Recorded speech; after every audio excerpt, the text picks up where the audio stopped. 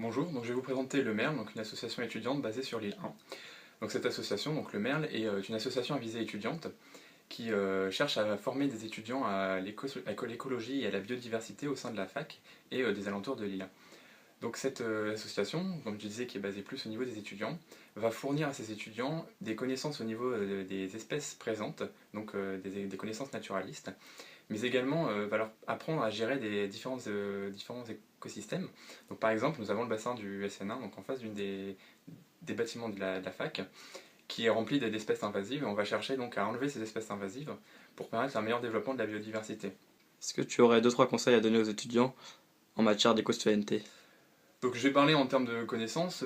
Pour moi, ça peut commencer par le tri des déchets, par exemple, où en faisant un petit geste, on va permettre donc justement de diminuer les transports pour ces déchets, les tris qui vont être engendrés, donc la perte justement de tri due à l'incinération de déchets qui sont mal triés. On peut également se former donc à la biodiversité, donc en lisant des revues par exemple, ou également en faisant partie d'associations, ce qui peut permettre donc justement d'apprendre à comprendre pourquoi faire ces actions d'éco-citoyenneté et quel en est l'intérêt.